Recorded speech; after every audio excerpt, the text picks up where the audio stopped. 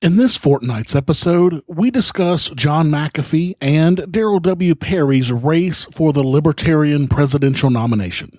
What's in the news with stories on a study showing that spanking really is bad, boots on the ground in Syria, how much it cost Prince to die, and the FDA's war on e-cigs, and a herding cat segment on the website liberty.me. Welcome to The Lava Flow, channeling the flow of information to the libertarian, anarcho-capitalist, voluntarist, and agorist community. Find us at thelavaflow.com. Here's your host, Roger Paxton.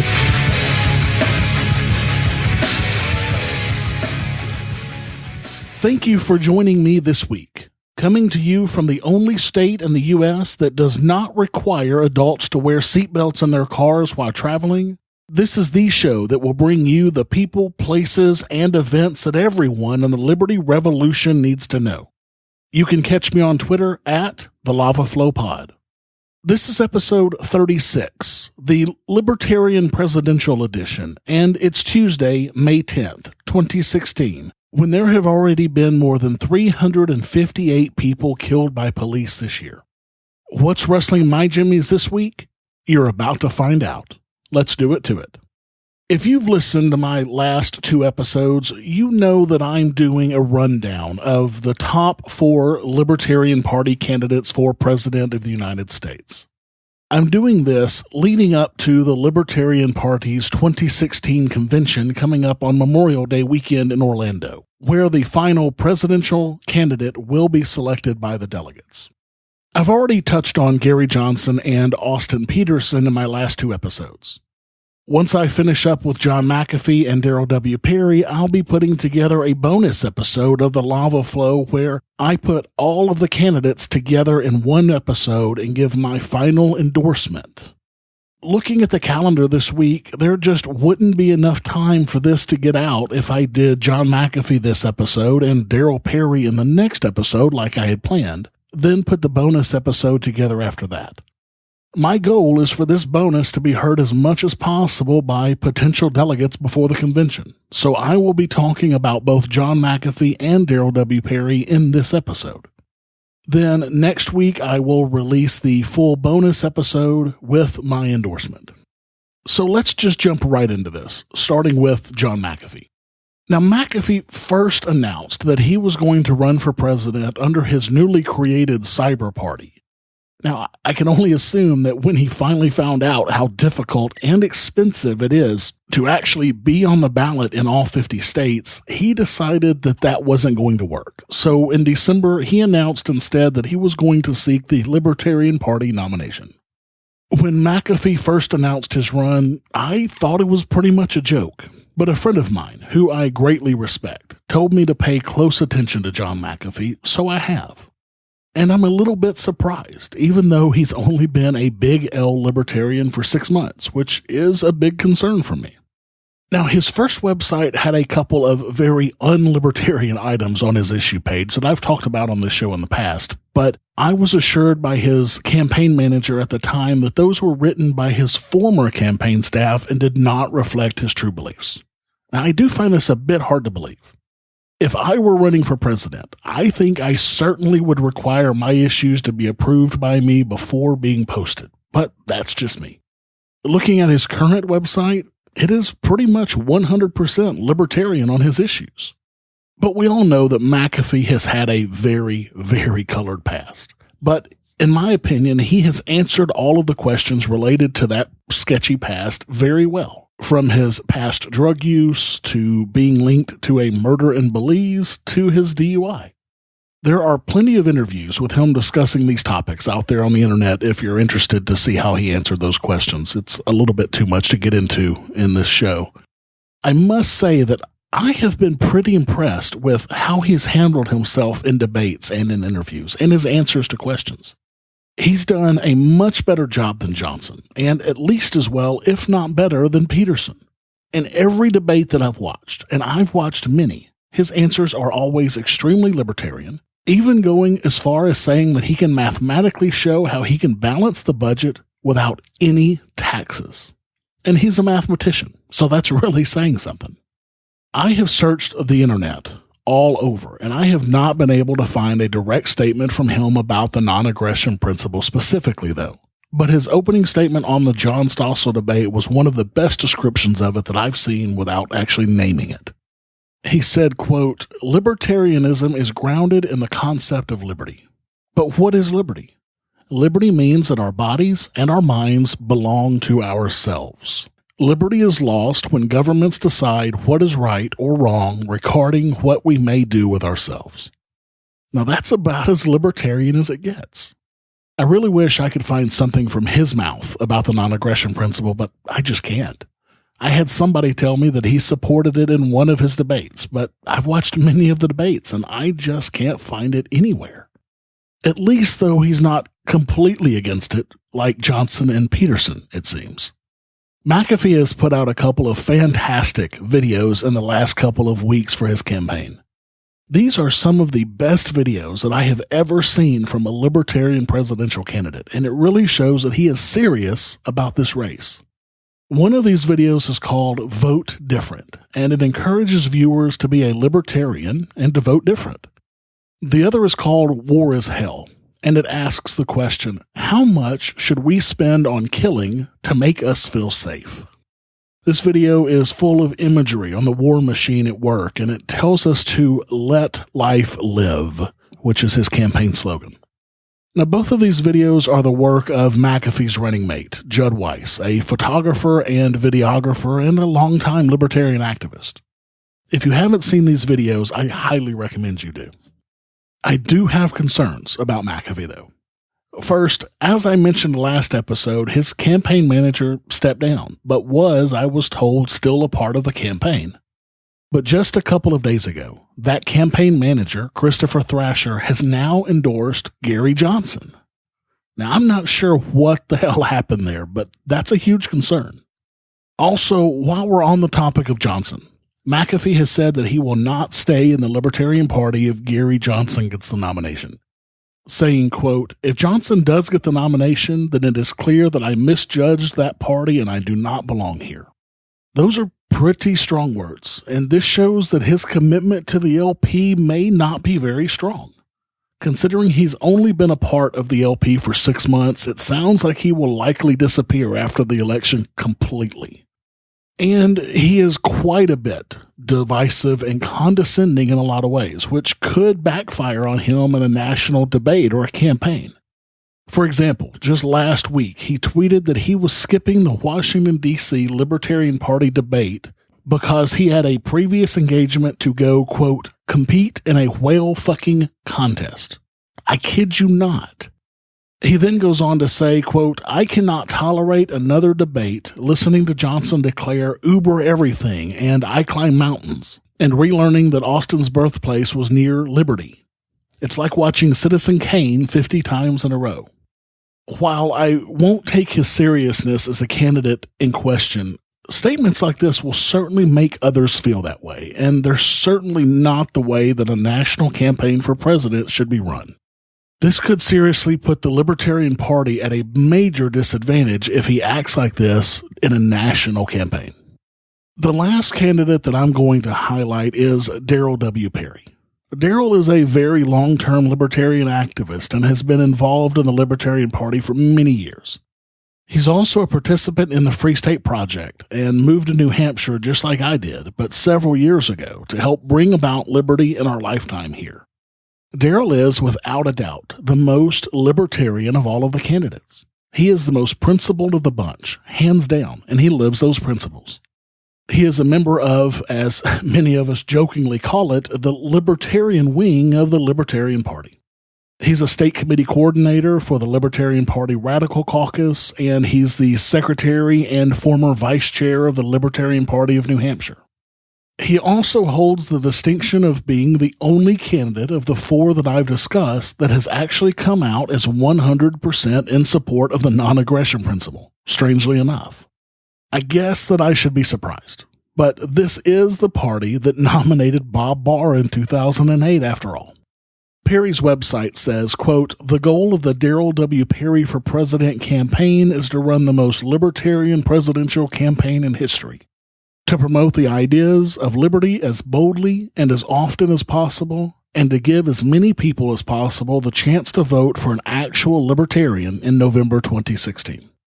And interestingly enough, Daryl chose longtime libertarian activist Will Coley to be his running mate. This is interesting because Will is the very first Muslim in American history to run for vice president. Will Coley is the founder of Muslims for Liberty and has brought libertarianism to Muslims around the world. And on top of all of this, I consider Daryl a personal friend. So you might think that after all that I've said, it's pretty much in the bag that I will be endorsing Daryl Parry, but I do have some concerns with him.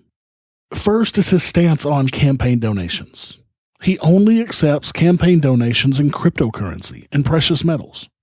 While I understand his desire to limit the use of fiat currency and to spread the knowledge of cryptocurrency, this is just not a practical stance to take in a run for president, and this will severely limit his ability to raise money in a nationwide campaign. Daryl also sent an open letter to the Federal Election Commission saying that he will not supply a statement of candidacy or any financial report to the FEC, saying, quote, "As a libertarian, I do not believe the Federal Election Commission has legitimate authority to regulate the fundraising of candidates or donations of those giving to candidates or their campaigns." Again, I fully understand his stance here, and I agree with him. And I took a similar stance with my Arkansas race for state house and had been fined for not supplying my financial statements. But there is too much at stake for the Libertarian Party around the country if the presidential candidate is not filing with the FEC. This could conceivably cause issues with getting his name on ballots, getting him in debates, or any number of things. Now, that's all speculation because we've never had this happen before, but do we want to take that chance? I don't know yet. These two issues give me a lot of pause, and they could have severe negative impact on the Libertarian Party if Daryl were to get the nomination. I know that Daryl is running a very serious campaign, and I know it is his mission to win.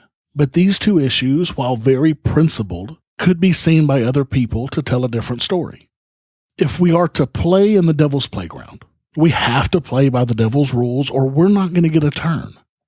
This is one of several reasons that I have decided to stay out of electoral politics on a personal level, because I got tired of playing by the devil's rules. But you can't have it both ways, and Daryl seems to want that. So I've now finished my discussion of all four of the top candidates by the vast majority of polls out there. It's pretty clear that I won't be giving my endorsement to Gary Johnson or Austin Peterson if you happen to listen to the last two episodes. So in my mind, that leaves it down to John McAfee and Daryl W. Parry. I personally think that both of these candidates could do a fantastic job of bringing the libertarian message to America, but they both have serious deficits that could be a problem. So this is going to be a tough call for me. Be sure to tune in to my bonus episode next week where I lay all of this out yet again and give my official endorsement. Exercise your free market muscles by going to thelavaflow.com/support and giving a per episode donation of as little as $1 an episode, or use Bitcoin. Get exclusive content, rewards, and help the Lava Flow become fiscally neutral while providing you more content. thelavaflow.com/support. What's in the news? The news you need to know from a libertarian perspective. In Spanking is Not Sexy news, a University of Texas at Austin study has found that the more that children are spanked, the more likely they are to defy their parents and to experience increased antisocial behavior, aggression, mental health problems, and cognitive difficulties, according to a new meta-analysis of 50 years of research on spanking. So essentially, spanking does the exact opposite of what people desire to gain by spanking their children. The study, published in this month's Journal of Family Psychology, looks at 5 decades of research involving over 160,000 children. The researchers say it is the most complete analysis to date of the outcomes associated with spanking, and more specific to the effects of spanking alone than previous papers, which included other types of physical punishment in their analysis.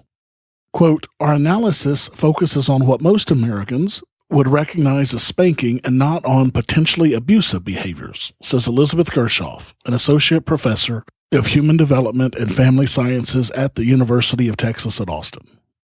Quote, we found that spanking was associated with unintended detrimental outcomes and was not associated with more immediate or long-term compliance, which are parents' intended outcomes when they discipline their children. Gershoff and co-author Andrew Grogan-Kaler, an associate professor at the University of Michigan School of Social Work, found that spanking, defined as an open-handed hit on the behind or extremities, was significantly linked with 13 of the 17 outcomes they examined, all in the direction of detrimental outcomes. Quote, we as a society think of spanking and physical abuse as distinct behaviors, she says. Yet our research shows that spanking is linked with the same negative child outcomes as abuse, just to a slightly lesser degree. Gershoff also noted that the study results are consistent with a report released recently by the Centers for Disease Control and Prevention that called for, quote, public engagement and education campaigns and legislative approaches to reduce corporal punishment, including spanking, as a means of reducing physical child abuse. Quote, we hope that our study can help educate parents about the potential harms of spanking and prompt them to try positive and non-punitive forms of discipline. In a victory for privacy news, a Supreme Court case from 2014 that ruled that police need a warrant to search someone's cell phone when making an arrest has now been interpreted by a federal court in Illinois to mean that even opening a phone to look at the screen qualifies as a search and requires a warrant. The Illinois case involves a sting operation that ensnared DeMonte Bell, an alleged drug dealer accused of illegal possession of an AK-47 assault rifle. An officer testified that while interrogating Bell, he pulled out a confiscated flip phone and opened it, revealing a picture of the rifle, which Bell had set as his home screen's wallpaper. That was then used as grounds for a warrant to search Bell's phone for metadata about when and where the photo was taken. The officer claimed he opened the phone in order to turn it off. My ass. But on Wednesday, the judge ruled that police have no right to open a suspect's phone and look at the screen without first getting a warrant, even if it is just to turn it off, since the Riley case clearly established doing so is a search under the Fourth Amendment. Quote, Officer Sink's opening of Bell's cell phone exceeded a cursory inspection because he exposed to view concealed portions of the object, i.e. the screen, wrote Judge James E. Shahid. Quote, because Officer Sinks had to manipulate the phone to view the picture on the screen, that picture, by definition, was not in plain view. So this suggests that even if your device isn't locked with a passcode, a cop wouldn't be allowed to turn on the screen and look for incriminating notifications or messages without a search warrant. This is great news for all of us, although I still strongly suggest that you protect your phone with at least a PIN, if not a passphrase, and encrypt the contents of your phone. In victimless crime news, a Philadelphia man merely suspected of possessing child sexual abuse images has been in jail for 7 months and counting after being found in contempt of a court order demanding that he decrypt 2 password-protected hard drives. The suspect, a former Philadelphia Police Department sergeant, has not been charged with any child sex abuse crimes. Instead, he remains indefinitely imprisoned in Philadelphia's Federal Detention Center for refusing to unlock 2 drives encrypted with Apple's File Vault software in a case that once again highlights the extent to which the authorities are going to crack encrypted devices. The man is to remain jailed, quote, until such time that he fully complies with the decryption order. The suspect's attorney, federal public defender Keith Donahue, urged a federal appeals court on Tuesday to release his client immediately, pending the outcome of appeals. Quote, not only is he being held presently without charges, but he has never in his life been charged with a crime, Donahue wrote in his brief to the 3rd U.S. Circuit Court of Appeals. The defense claims that compelling the target of a criminal investigation to recall and divulge an encrypted passcode transgresses the Fifth Amendment privilege against self-incrimination. The authorities have called 2 witnesses. One was the suspect's sister, who claimed she had looked at images of child abuse with her brother at his home. The other was a forensic examiner who testified that it was his, quote, best guess that child pornography was on the drives. Best guess? Well, fuck. That's compelling information, by God. And what's he basing that best guess on? Since he has in no way been able to access these drives, this best guess is nothing more than speculation. Donahue wrote that investigators have decrypted a Mac Pro using a recovery key discovered on the iPhone 5S the authorities seized from his client's residence. He said that no images of child sex abuse were found on that laptop. So they have no reason to believe that this man has any child porn other than the word of his sister, who could be lying her ass off, and the best guess of an investigator who has no access to these drives at all? Give me a break.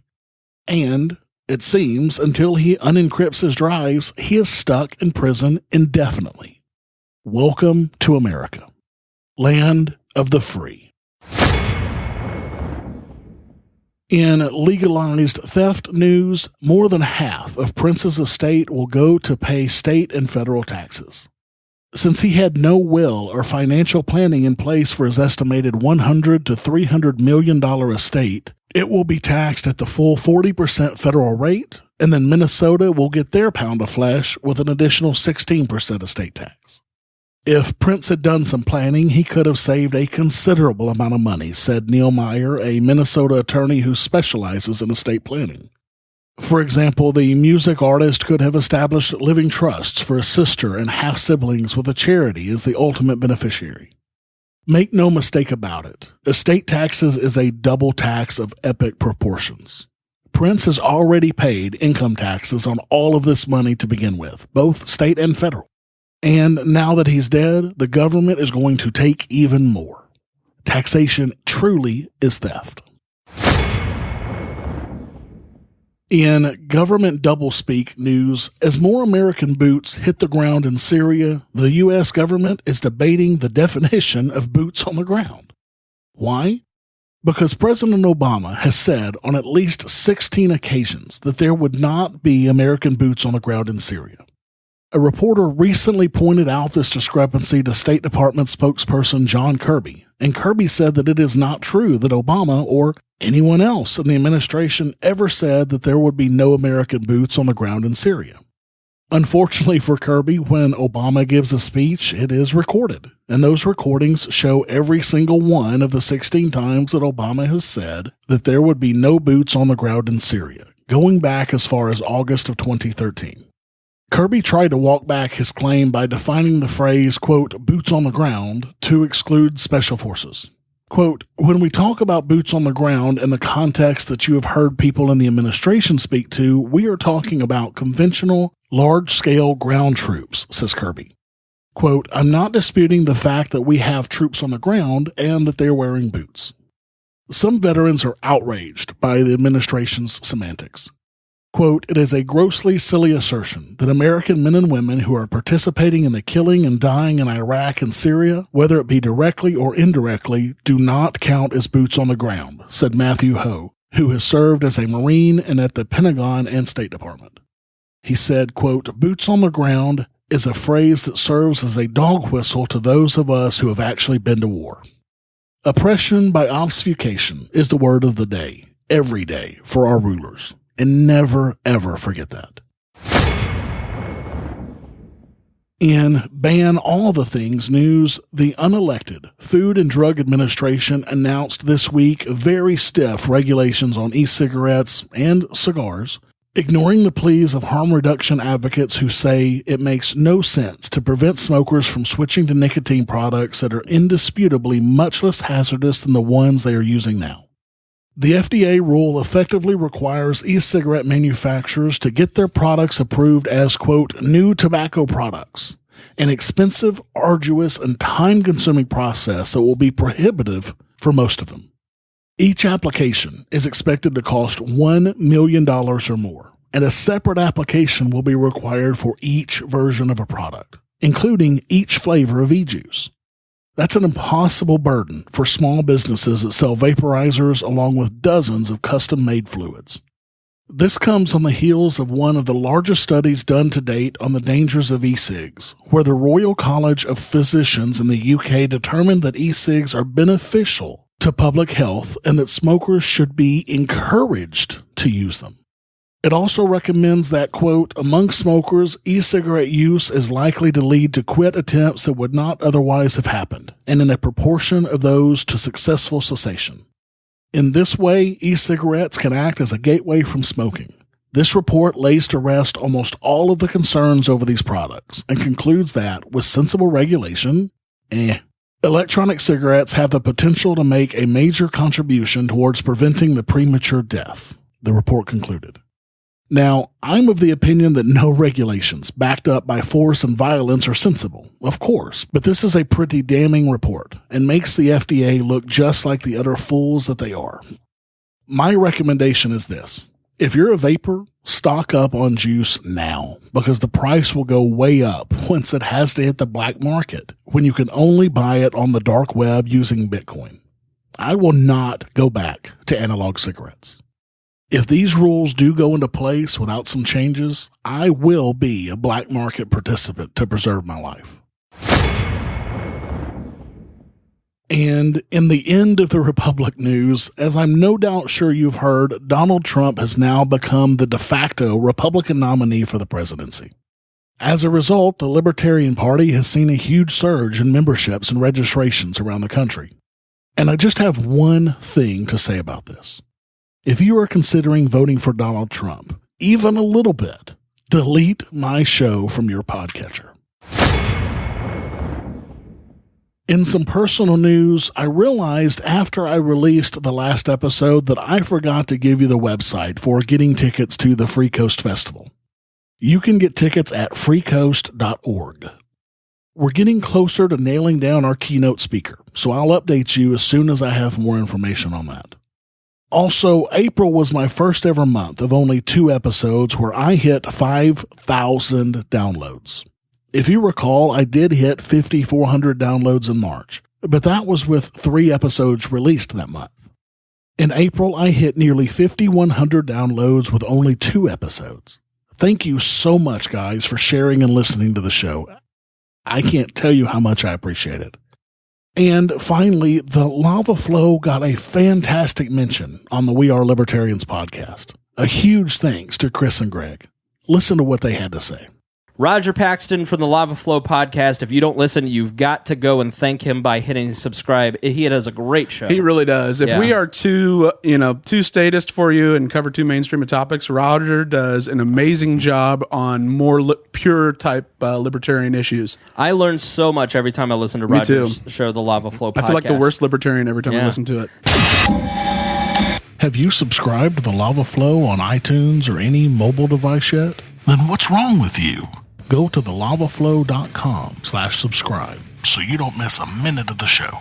And while you're subscribing, make sure to leave me a 5-star rating and review the show to help others find our podcast. thelavaflow.com/subscribe. Herding cats. Don't let anybody tell you it's easy. Anybody can herd cattle. Holding together 10,000 half-wild short hairs, well, that's another thing altogether. Being a cat herder is probably about the toughest thing I think I've ever done. This segment is usually where I tell you about an upcoming event that you really should attend, but this episode's going to be a little bit different. As many of you know, my podcast is also shared through the libertarian social media site Liberty.me, started by Jeffrey Tucker. Liberty.me is a fantastic site that I've used quite a lot to talk to like-minded individuals and to help spread this podcast. It's a site that cuts out all of the noise of your Facebook Trump and Sanders sheep and allows you to create and promote your own content to share and discuss. Granted, it is a bit of an echo chamber, but sometimes an echo chamber can be very helpful. Liberty.me has carried this podcast since the very beginning of the show, and I very much appreciate that. They have tons of great podcasts on their list, so I highly recommend you check it out and listen to some of the great content. But also, they have tons of great books, guides to practical issues, forums, member chat, live shows, and blog posts on the site. Tons of great resources. It's well worth checking out. I've been hesitant to recommend Liberty.me in the past on this show, primarily because it was costly. It started off as $15 a month, then it dropped to $5 a month a year or so ago. But I realize that most people aren't willing to pay for that sort of thing, which I understand. I've been fortunate to have a free subscription for some time as a podcaster for them. But now even you can get a free subscription to Liberty.me. They've opened the site up to be completely free, just like Facebook, Twitter, and any other social media site. But how on earth will they be able to sustain themselves without a subscription base? As Chief Liberty Officer of Liberty.me, Jeffrey Tucker says, quote, "People ask, if not through subscriptions, how will you fund this going forward? The usual answer is advertising. We're reluctant to go that direction given how this has affected other sites. Liberty.me will never become clickbait. We exist for you, not as real estate to sell you things. I have no problem with advertising, of course, but it's a matter of ethos as far as I'm concerned. Liberty.me must always be about its users first." This is certainly refreshing news, that they are going to continue to focus on the users first before focusing on advertising. So go to Liberty.me today and sign up for your free membership. I promise you won't regret it. It's a pretty cool site. Thank you for listening to the show this week. As always, I need to thank my peaceful parenting partner, Jessica, for her help with this show. For the show notes to this episode, where I put links and other information that's been on this show, go to thelavaflow.com/36. I don't have any new iTunes reviews this week, so I want to thank all of the 40 people who have taken the time to leave me a review, and the 47 who have left me a rating. Thank you so much, guys. iTunes steers people to this podcast based on the number of subscribers and the number of positive reviews. So every review that you give me helps the show. Go to thelavaflow.com/iTunes today to give me a rating and a review. Thank you.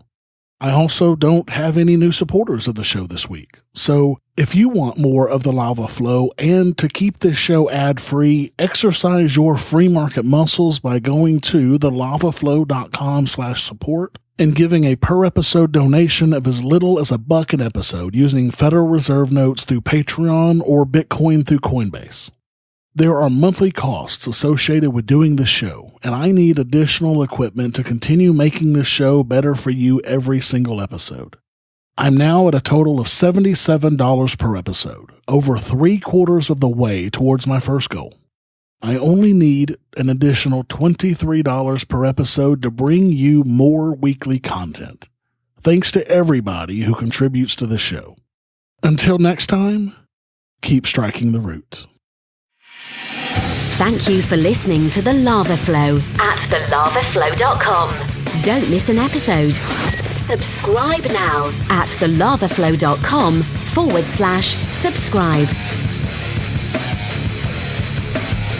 This has been a Pax Libertas Productions podcast.